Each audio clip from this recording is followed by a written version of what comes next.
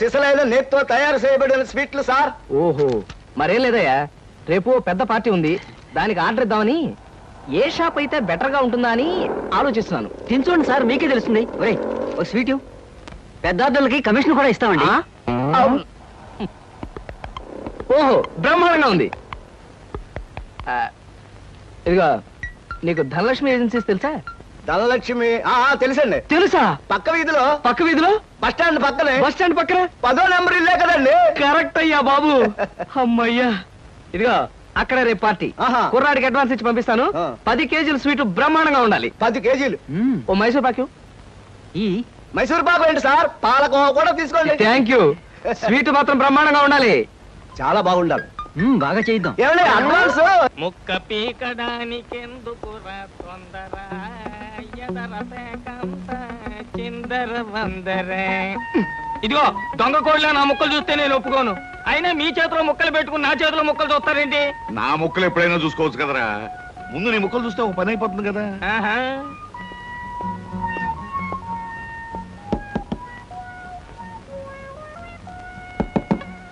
జోకర్లు బెదురుతాయి.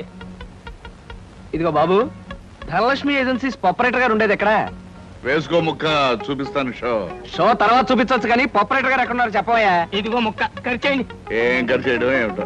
మీలాంటి చెత్త మనుషులు పెట్టుకున్న ఆపరేటర్ ఎవరో గానీ త్వరలో ఆఫీస్ మూసేసి అర్జెంట్ గా పేకాట క్లబ్ పెట్టుకుంటాడు బాబు. పోనీ నువ్వు. Yes, Dhanalakshmi agencies operator Koteswararao speaking. అవునవునవును, మీకు సరుకు పంపించాలి. కాకపోతే సేల్స్ మెన్ ప్రాబ్లం వల్ల వెంటనే పంపించలేకపోయాను. అలాగే త్వరలోనే పంపిస్తాను. Okay sir. ఆపరేటర్ గారు మీరా? ఈ అవతారం చూసి బండబంటో తరుకున్నాను, నన్ను క్షమించండి సార్. మన్నించండి, ఆట అయిపోయింది. వీరెవరు సార్? మీ అసిస్టెంట్ మేనేజరా? కాదయ్యా, వీడు నా ప్యూన్ గాడు. నేను ఇచ్చే జీతం డబ్బులు కాక కనీసం నా దగ్గర నెలకి ప్యాకెట్లో 200 రూపాయలైనా ఖర్చు చేస్తాడు. మీరు ప్రొపరైటర్ అయ్యుండి ఆఫ్టర్ ఆల్ ప్యూన్ తో ప్యాకెట్ ఏమిటి సార్? చూడవయ్యా, ఆఫీస్ టైమ్స్ అయిన తర్వాత ప్రొపరైటర్ ప్యూన్ అనే తేడా లేదయ్యా, అందరూ సమానమే. అవును, ఇంటర్వ్యూకి వచ్చినట్టున్నావు, నీ పేరేంటి? కృష్ణ సార్. ఇంటర్వ్యూ కని పొద్దుననగా బయలుదేరి ఇప్పటికి చేరుకున్నాను సార్. మీరేమీ అనుకోనంటే ఒక్క మాట అడుగుతాను సార్. ఇంటర్వ్యూ కని పిలిచిన అడ్రస్ లో గాంధీనగర్ పక్క, కమలా థియేటర్ వెనకాల, రాముల వారి గుడి ముందు అని అర్థం పర్థం లేని అడ్రస్ ఇచ్చారేమిటి సార్? చూడు కృష్ణ, నేను ఇవ్వాలనుకున్నది సేల్స్ మెన్ ఉద్యోగం. సేల్స్ మెన్ అనేవాడు ఊరంతా తిరగటం, ఎలాంటి అడ్రస్ అయినా పట్టుకోగలగటం మొదటి క్వాలిఫికేషన్. ఆ క్వాలిఫికేషన్ ఉన్నవాడే ఇక్కడికి రాగలడని అడ్రస్ అలా ఇచ్చాను. 8 మందికి గాను నువ్వు అక్కడ వచ్చావు కనుక ఫస్ట్ టెస్ట్ లో పాస్ అనేట్టు. Thank you sir, thank you very much. Second test ఏమిటి సార్? అచ్చు యంత్రాన్ని కనిపెట్టింది ఎవరయ్యా? అచ్చు యంత్రాన్ని జాన్ గ్యూటన్బర్గ్. కరెక్ట్. మొఘలాయి సామ్రాజ్యాన్ని స్థాపించింది ఎవరు? కరెక్ట్. జపాన్ కరెన్సీని ఏమంటారు? కరెక్ట్. సార్, మీరు అడిగిన ఒక్క ప్రశ్నకి నాకు సమాధానం తెలియదు. మీ ప్యూన్కి అన్నీ తెలుసు. నాకంటే అతనే బెటర్ అనుకుంటాను మీ సేల్స్ మెన్ ఉద్యోగానికి. నేను వేసిన అక్కర్లేని ప్రశ్నలకు జవాబులు తెలుసు కనుకే వీడు జవాన్ పోస్ట్ లో ఉన్నాడు. ఇలాంటి ప్రశ్నలకు జవాబులు తెలియకపోవడమే సేల్స్ మెన్ క్వాలిఫికేషన్. కనుక నువ్వు 2వ టెస్ట్ లో కూడా పాస్ అయ్యావు. ఇక 3వ క్వాలిఫికేషన్ ఏమిటంటే మన సరుకుల గురించి అబద్ధాలు చెప్పడం. ఏది ఒక్క అబద్ధం గబుక్కుని చెప్పు. మీరు భలే అందంగా ఉంటారు సార్. అసలేవయ్యా, నా గురించి కాదు, నేను అడిగేది అబద్ధాన్ని గురించి. నేను ఇంతకు ముందు చెప్పింది అబద్ధమే sir. Correct. You are appointed as the salesmen. రేపే వచ్చి డ్యూటీలో జాయిన్ గా. Thank you sir. Come in. Good morning sir. Good morning. Potharaju,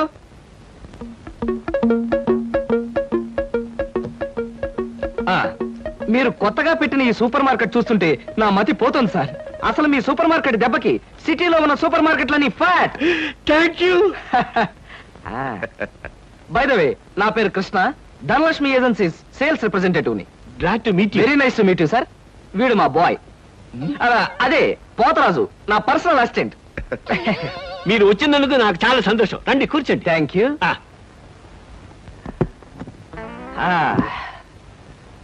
Potharaju, boys కూర్చోకూడదు కదా? అలాగే నిలబడతానండి సార్. మా ప్రోడక్ట్స్ అన్ని కొంచెం మంచినీళ్ళు ఇప్పిస్తారా?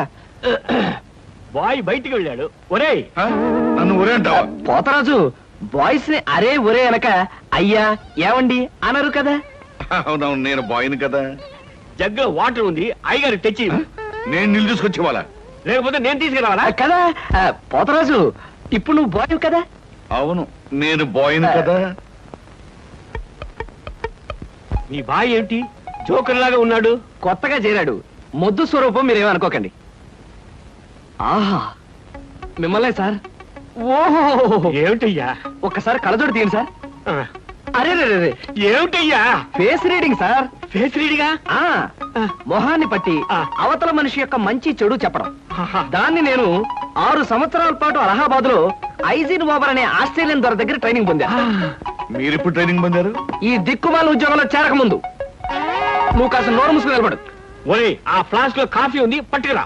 నేను కాఫీ తీసుకురావా? ఏంటి దొరలాగా మాట్లాడతాడు? ఒకప్పుడు బాగా బతికిన వెదాలండి. నేను వెతవనా? నువ్వు బాయ్వి కదా, వెళ్ళి కాఫీ పట్టరా.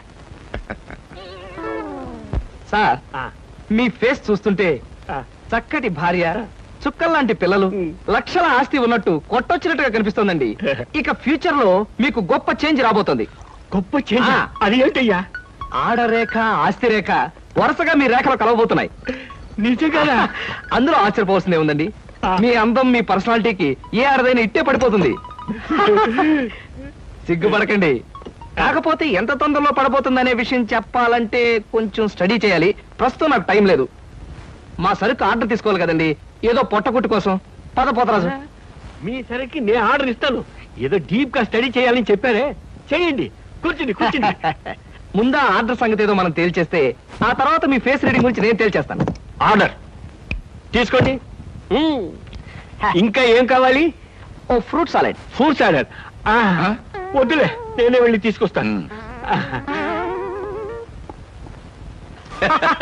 థ్యాంక్స్ రా. బియ్యానికి 300. అమ్మా, నీకు విషయం చెప్పాలంటే ఏడుపు వస్తుందమ్మా. ఏడవలసిన అవసరమే వచ్చిందిరా బాబ్జీ.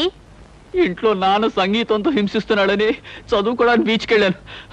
అక్కడ వాచ్ పోయిందమ్మా. ఎల్లుండి నుంచి పరీక్షలు, కనీసం చేతికి సెకండ్ హ్యాండ్ వాచ్ అయినా ఉండాలిగా. ఓ 100 రూపాయలు బొమ్మా.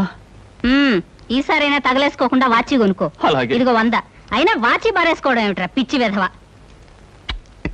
ఇదిగో పార్వతి, ఇందాక వీధిలోంచి వస్తుంటేను కొందరు పెద్ద మనుషులు కనిపించి త్యాగరాజ ఉత్సవాల దగ్గరికి వస్తున్నాయి కదా, నా వంతు ఓ 500 రూపాయలు విరాళంగా ఏమని భైరవ రాగంలో బావురమన్నారే.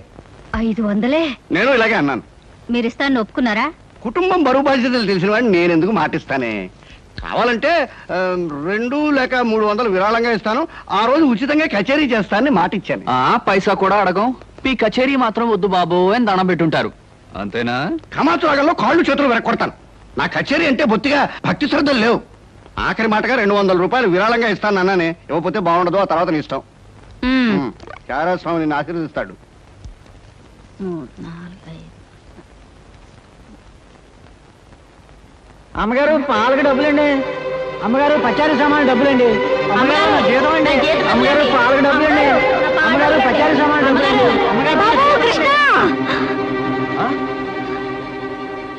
నా వల్ల కాదురా.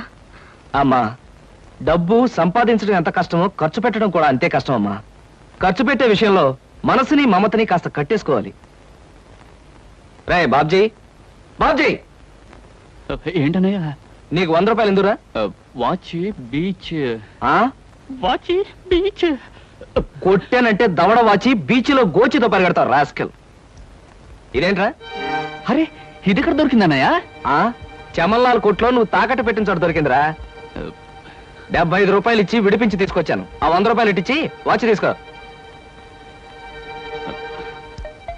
చూడు, ఎక్కువ భయం నటించక. రేయ్, మొహం మీద కొట్టానంటే భూపాల్ రాగంలో భారీ ఎత్తున ఎడుస్తావు.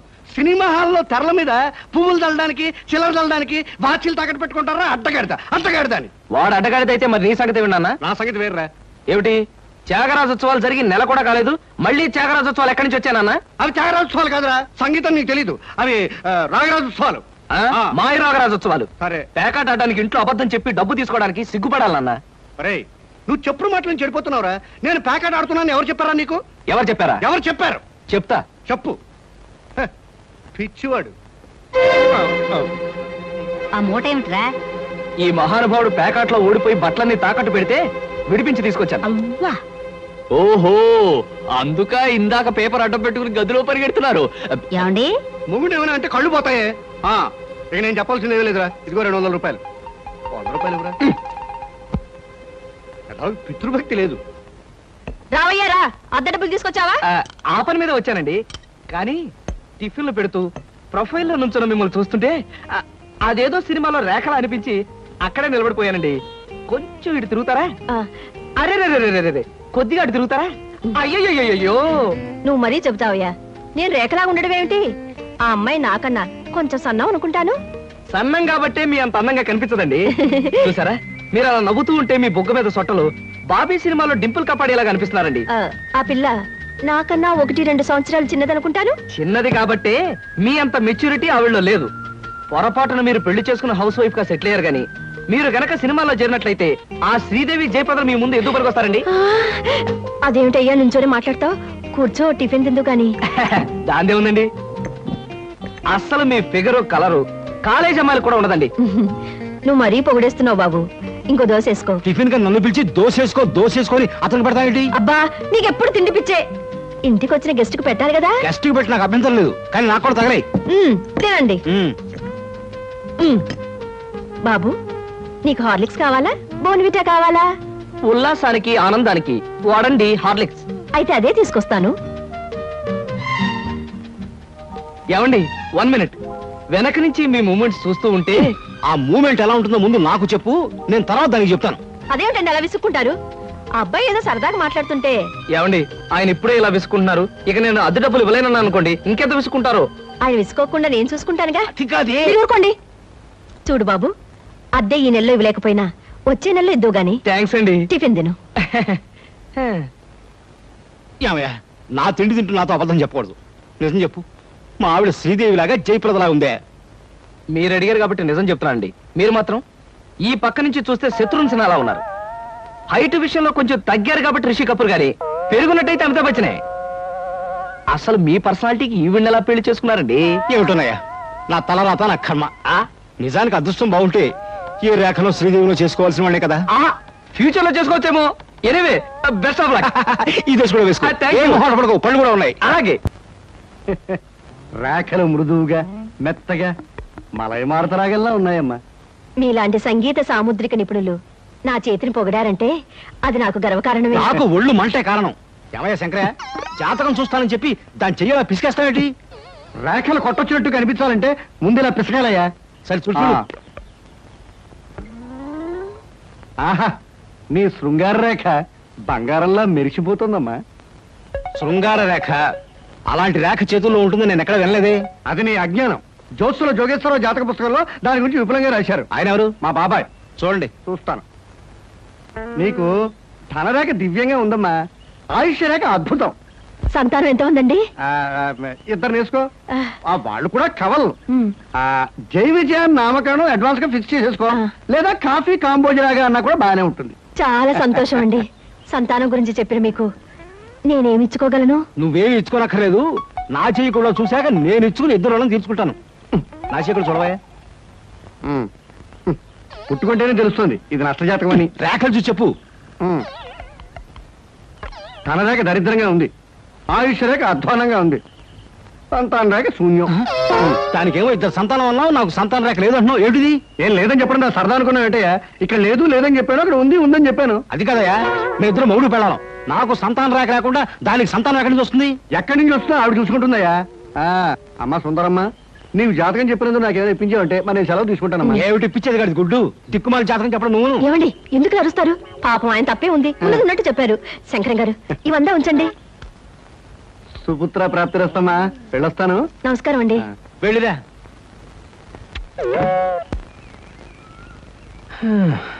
అద్దె సుట్టు బాగానే ఉంది, కాకపోతే ఆ అమ్మాయి దగ్గరికి ఆటోలోను టాక్సీలోను దిగితే బాగుండదే.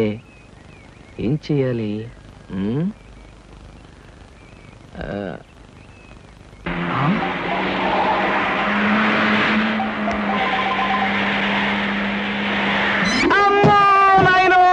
బాబోయ్, ఖరీదైన కారుతో చంపాను.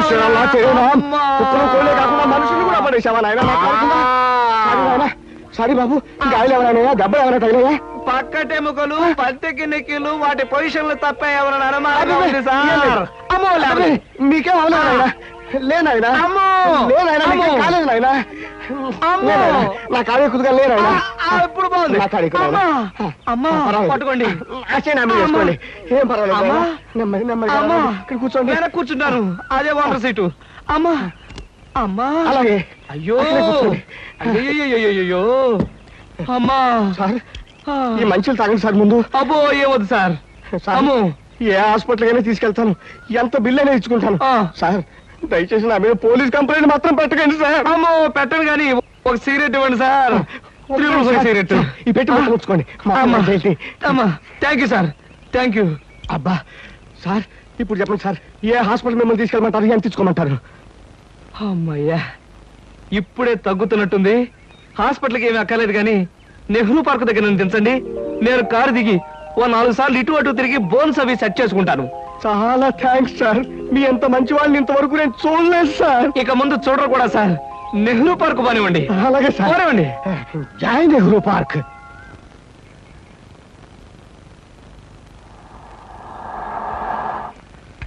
ఇదే సార్ నెహ్రూ పార్క్ సార్ ఇదిగా సార్ నెమ్మది నెమ్మది సార్ అబ్బేం తేలేదు చెక్ ఏమైనా ఏం అక్కర్లేదు నువ్వు వెళ్ళిపో. అబ్బా మీరు నిజంగా మంచివాళ్ళు సార్ సార్ మీరు వచ్చేంత వరకు ఉండమంటారా వచ్చిన దారిలో వెళ్ళిపో అంతే. Okay okay. సాధారణంగా ఇలాంటి చిన్న చిన్న రెస్టారెంట్స్ రాను నేను. కాకపోతే ఇది మా చిన్ననాటి స్నేహితుడిది. వాడు ఫీల్ అవుతాడు రాకపోతే. Excuse me sir. Hello mister James. Sorry sir, నా పేరు జేమ్స్ కాదు. ఫేస్ చూస్తే అలా అనిపించింది. మీ పర్ఫెక్ట్ రాలేదా? ఈ పూట రాలేదు సార్. రాస్కెల్. వాడికి బద్ధకం మరీ ఎక్కువ. చిన్నప్పుడు ఇలాగే స్కూల్ కూడా వచ్చాడు కాదు. ఇప్పుడు బిజినెస్ కూడా సరిగ్గా చూసుకోవట్లేదు అనమాట. It's all right. Me order ఏమిటి సార్? ఇలాంటి సాధారణమైన ఇండియన్ స్టఫ్ అంటే నాకు ఇష్టం ఉండదు. ఓ స్పెషల్ టీ తెచ్చి Okay, పెట్టాలి. sir. What about you? You order something? మీరు టీ తీసుకునేవాళ్ళు నేను మాత్రం తిండిపోతాను అనుకుంటున్నారా? నాకేం అక్కర్లేదు, టీ ఆర్డర్ చేయండి. అమ్మయ్యా బ్రతికానరా దేవుడా. అసలే డబ్బులు తక్కువగా ఉన్నాయనుకుంటున్నాను. నీకేం కావాలి బుజ్జి? చిన్నపిల్లలు ఏం తింటారు? అతను కూడా టీ చేద్దాం. 3 టీ. నో అంకుల్, నేను బాగా తింటాను. హోటల్లో కనపడిందల్లా తింటే ఆరోగ్యం పాడైపోతుంది. పాడైతే డాక్టర్లు ఉన్నారుగా, నేను తినడం తింటాను. ఫోన్లేండి, తనకేం కావాలో ఆర్డర్ చేయండి. ఓకే. ఆర్డర్ చేయ బుజ్జి. చికెన్ ఫ్రై, ఆ. మటన్ ఫ్రై, ఆ. తండూరి చికెన్, సరే. చైనీస్ నూడిల్స్, ఇంకా? జింజర్ ప్రాన్స్, ఇంకా? చికెన్ రోస్ట్, ఇంకా? అన్ని తింటా. ఊరికే తమాషా కట్టున్నాడు. తమాషా కాదండి, వీళ్ళింట్లో ఇతనే కొద్దిగా heavy weight. What man sir? అవన్నీ మీ హోటల్లో లేవనుకుంటాను. ఉన్నాయి సార్, అన్నీ ఉన్నాయి సార్. ఇంకా ఏం కావాలి బాబు? మీ హోటల్లో ఉన్నవన్నీ వాడికే పెడితే మిగతా కస్టమర్స్ అందరికి ఏం చేస్తావు? చెప్పిన మట్టు పట్టరా వెళ్ళు. అంకుల్ అంకుల్, అన్ని తినేసి ఫుడ్డింగ్ తిని చివరిలో ఐస్ క్రీమ్ కూడా తింటా. స్పూన్లు ప్లేట్లు టేబుల్స్ తినవా? ఆరోగో, లేకపోతే అవి కూడా తింటా. కుర్రాడు భలే జోక్ చేస్తాడు. జోకులంటే గుర్తొచ్చింది, కేకులు కూడా తింటా. ఇంకేమన్నా అంటే ఇంకేం తింటానంటాడు. నువ్వు వెళ్ళవయ్యో. తెలివిగా టీతో మేనేజ్ చేద్దాం అనుకుంటే వీడొకడు నా ప్రాణానికి. వీడికే బిల్లు 200 అయ్యేటట్టుంది నా కర్మ. ఏమిటి కృష్ణ గారు ఆ? అలా ఆలోచిస్తున్నారు? అదే ఏం లేదు. ఒలింపిక్స్ లో తినడంలో పోటీ ఉంటే బెస్ట్ తిండిపోతే అవార్డు ఈ తిండిపోతే వస్తుంది. కమన్ బుజ్జి. అరే పడ్డావా? దెబ్బ తగిలిందా? అబ్బే, మనం బీచ్ కి వెళ్ళి మిరపకాయ బజ్జీలు వేరుసరికాయలు తిందామా? వద్దమ్మా, అంకుల్ అర్జెంట్ పని ఉందట, వెళ్ళాలి. అంతేకాదు, ఇంకా నువ్వు పచ్చిమిరపకాయ బజ్జీలు అవి తిన్నావనుకో పొట్ట ఆటం బాంబులాగా డామ్ అని పేరుపోతుంది. అవును, మీ కార్ ఇది? అది చాలా పెద్ద కారు కదా, ఇక్కడ పెట్టడానికి ప్లేస్ చాలదని పక్కన షాపింగ్ సెంటర్ లో పెట్టొచ్చాను. ఓహో. ఇంతకీ మీ ఇద్దరు ఎలా వెళ్తారు?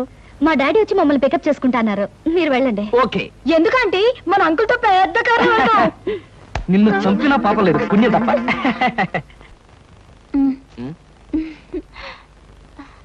ఎందుకలా నవ్వుతో ఫైల్ ఇచ్చావుగా వెళ్ళు. వెళ్ళిపోమంటారా? వెళ్ళకపోతే ఉద్యోగం నుంచి తీసి బయట పంపిస్తారు.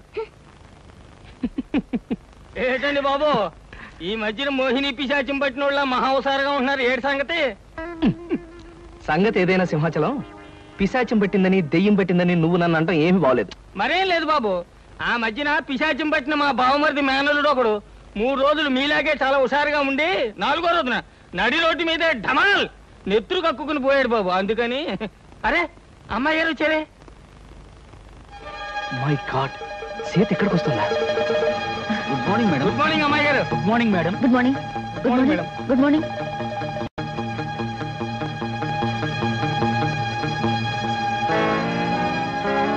అమ్మో, సీత చూసిందంటే డేంజర్. పెళ్ళైన తర్వాత మాట ఎలా ఉన్నా ముందు మనం కొంత స్టేటస్ మెయింటైన్ చేయాలి. నేను చేస్తాను రా. ఏంటి చుట్టతోడా? ఛీ! ఆ స్టేటస్ దృష్టిలో పెట్టుకుని మీ అందరికి కొత్త బట్టలు తెచ్చా. నానా, ఈ సిల్క్ బట్టలు నీకు. నేను చెప్పలేదే, వీడికి పితృభక్తి ఎక్కువ. ఒరేయ్, నేను ఈ బట్టలు వేసుకుంటే మంగళంపల్లి బాలమురకృష్ణలా ఉంటాను రా. శబాష్. ఒరే బాబ్జీ, ఈ బట్టలు నీకు. ఆహా, ఈ బట్టలు వేసుకుంటే దొంగ మొగుళ్ళో మా బాస్ చిరంజీవిలా ఉంటాను. ఎలా ఉన్నా అవి ఈ పూట వరకే. ఎందుకంటే అతికి తెచ్చా. ఒరేయ్, సాయంకాలం అలా క్లబ్ దాకా వెళ్ళడానికి నాకు ఛాన్స్ ఇవ్వరా? ఎందుకు? వాటిని ప్యాకెట్లో తాకట్టు పెట్టి ఇంటికి పేపర్ అడ్డం పెట్టుకు రావడానికే? అదేం కుదరదు. పితృద్రోహి. సర్లే అమ్మా, ఈ పట్టుచీర మాత్రం నీకు కొని తెచ్చాను. మా నాయనే నా బంగారు తండ్రివిరా. అబ్బాయి, మన నడి అయిపోమంటావా? అలాగే. కానీ ఒక్క విషయం మాత్రం గుర్తుంచుకోండి, ఖరీదైన బట్టలు వేసుకుని అక్కడ లేకి బుద్ధులు చూపిస్తే మాత్రం ఊరుకునేది లేదు. హాయ్, నాకు ఇష్టమైన లడ్డూలు జిలేబీలు కొన్ని ఇక్కడ తినేసి కొన్ని ఇంటికి పట్టుకుపోదాం. అలాగే. అబ్బా, స్టేటస్ స్టేటస్. తిండిలో కూడా స్టేటస్ ఏమిట్రా అబ్బాయి? మలైమారుత రాగల్లా ఉన్న ఆ మైసూర్ పాకు, కాంబోజి రాగల్లా ఉన్న ఆ కారపూస తినకుండా అలా ఉండగలనరా? ఏమంటారు బావగారు? నేనే ఉంటాను. ఎవరికి ఇష్టమైన వాళ్ళు తృప్తిగా తినొచ్చు. అంతే. ఈ తినడాలు తాగడాలు దేవుందిలే అన్నయ్య గారు. అమ్మాయిని పిలిపిస్తే ఆ, అమ్మాయి సీత. నమస్కారం అండి. నమస్కారం. ఆ బావగారు పళ్ళు తీసుకొచ్చారు. అన్నీ మీ అమ్మాయికేనా, మరి మాకేమైనా ఉన్నాయా? ఆ, నీకే బావగారు. ఆహా. పొద్దున్నే గుమ్మం తగిలి పడిపోయారని తెలిసింది. పలకరించి వెళ్దామని వస్తూ పళ్ళు తీసుకొచ్చాను. నానోయ్, గుమ్మం తగిలి పడితేనే బుట్టడు పళ్ళు పట్టుకొచ్చారు. ఇంటి మించి పడ్డావంటే లారీ నిండా పంపిస్తారేమో. ఒకసారి ట్రై చేయకూడదు. రేయ్, లారీ పళ్ళ కోసం నేను ఇల్లెక్కి కిందకు దూకాలంట. మొహం మీద కొట్టానంటే ముఖారు రగంలో మొత్తుగా ఎడుస్తావా?